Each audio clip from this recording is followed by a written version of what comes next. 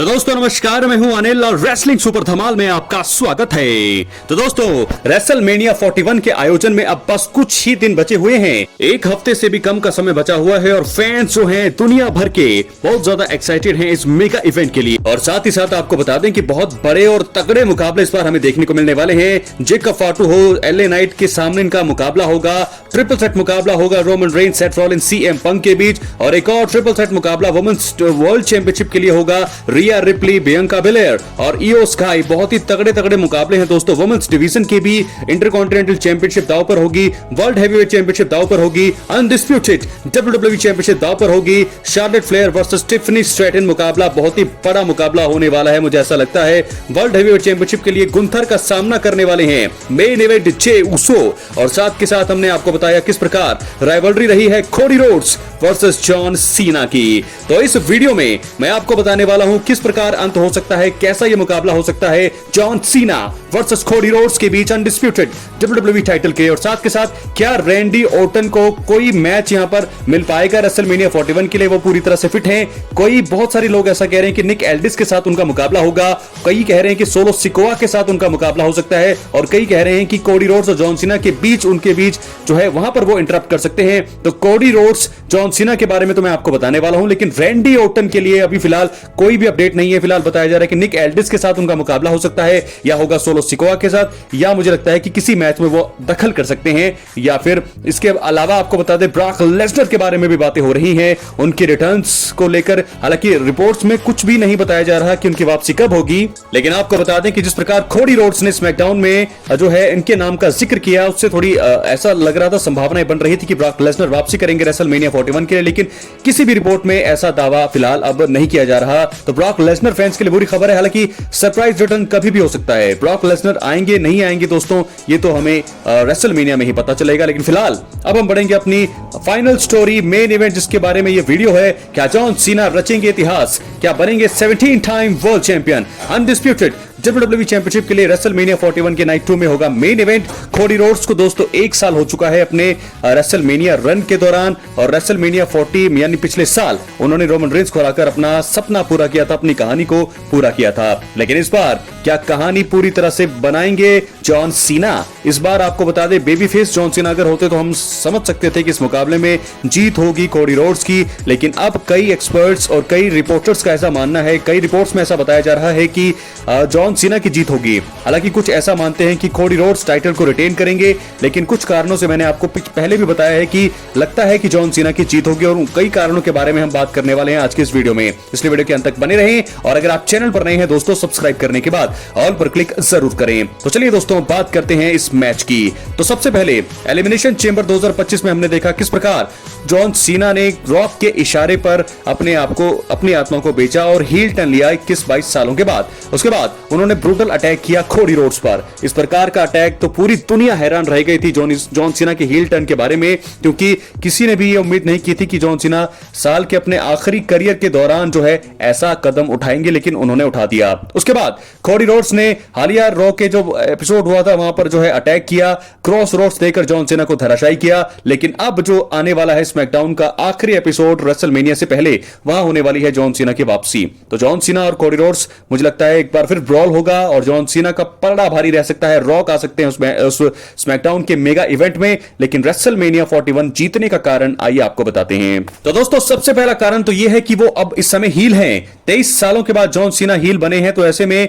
Heal के बाद जो है उन्हें जरूर जो है ताकतवर ही दिखाया जाना चाहिए। रॉक के इशारे पर उन्होंने ऐसा किया है, और मुझे लगता है कि रेसलमेनिया 41 में रॉक जरूर नजर आएंगे इस मैच के बीच में, हेल्प करेंगे जॉन सीना की चैंपियनशिप जीतने के लिए। और मुझे लगता है कि अगर 23 सालों के बाद जॉन सीना ने हील टर्न लिया है, तो उनको अगले ही मैच में हराना एक बहुत ही बड़ी बेवकूफी होगी। जॉन सीना की जो हाइप है पूरी तरह से खत्म हो जाएगी। एक हील किरदार जॉन सीना निभा रहे हैं, जो इस समय रेसलमेनिया 41 की हाइप को भी बहुत ज्यादा बढ़ा रहा है। और ऐसे में अगर आप जॉन सीना को हरा देंगे, उनके हील बनने के अगले ही मैच में अगर उन्हें हार मिलती है, जो कि रेसलमेनिया में होगा, बहुत ही बड़ी बेवकूफी, बहुत ही बड़ी नादानी होगी ये डब्ल्यूडब्ल्यूई की। तो ऐसे में मुझे लगता है कि जॉन सीना जीतेंगे इस मुकाबले को और बन जाएंगे 17 टाइम वर्ल्ड चैंपियन।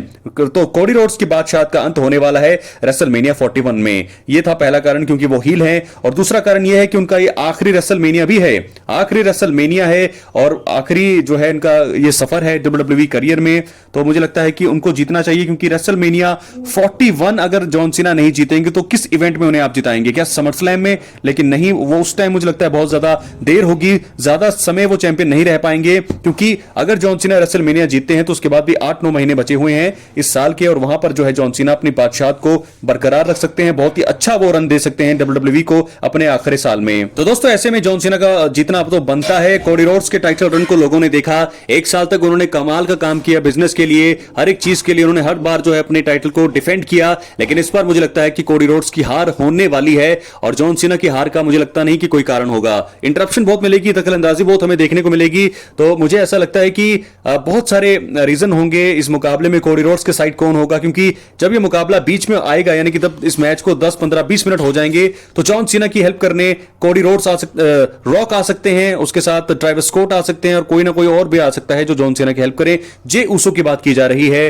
तो वो जो है मुझे लगता है कि रॉक और जॉन सीना के बीच में हेल्प करें, और साथ के साथ मुझे लगता है कि कोडी रोड्स की हेल्प करने के लिए यहां पर सीएम पंक आ सकते हैं, रैंडी ऑर्टन आ सकते हैं कोडी रोड्स की हेल्प करने के लिए, क्योंकि उनकी तरफ से भी कोई ना कोई तो आएगा जरूर। तो रेसलमेनिया 41 है, मुझे लगता है कि स्टोन कोल्ड भी आ सकते हैं। जी हां, स्टोन कोल्ड स्टीव ऑस्टिन की वापसी हो सकती है, तो बहुत सारे रिटर्न्स मुझे लगता है कि इस मैच में 2 से 3 रिटर्न्स तो हमें देखने को मिलेंगे। बहुत ही तगड़ा मुकाबला होगा, क्योंकि रेसलमेनिया 41 का मेन इवेंट है। पिछले साल मेन इवेंट में हमने देखा जॉन सीना का रिटर्न्स, अंडरटेकर का रिटर्न्स, सेथ रॉलिंस बीच में आए वहां पर, और वहां रोमन की तरफ से सोलो सिकोआ, जिमी उसो जो है वहां पर वो उनकी तरफ से आए, इंटरप्ट किया उन्होंने। और इस साल जब रेसलमेनिया 41 का मेन इवेंट रखा गया है, तो वहां भी मुझे लगता है कि बहुत सारी इंटरप्शन हो सकती है। पिछले साल स्टोन कोल्ड नहीं आ पाए थे, लेकिन मुझे लगता है इस साल स्टोन कोल्ड स्टीव ऑस्टिन आएंगे, जॉन सीना रॉक के खिलाफ आएंगे, और वहीं पर मुझे लगता है एक और हील हमें देखने को मिल सकता है, जे उसो का।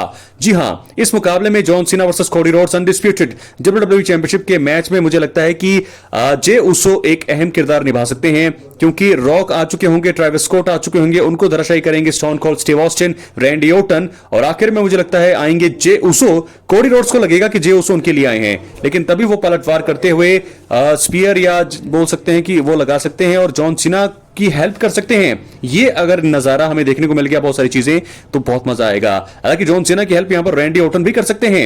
जी हां, रैंडी ऑर्टन भी हील बन सकते हैं यहां पर, और बहुत बड़ी बात अगर मैं कहूं तो रोमन रेंस भी इस मुकाबले में शिरकत कर सकते हैं, जॉन सीना रॉक को ज्वाइन कर सकते हैं। बहुत सारी पॉसिबिलिटीज मुझे लगती है, अनप्रेडिक्टेबल ये मुकाबला है, लेकिन हर तरह से जीत मुझे लगता है कि जॉन सीना की ही होनी चाहिए।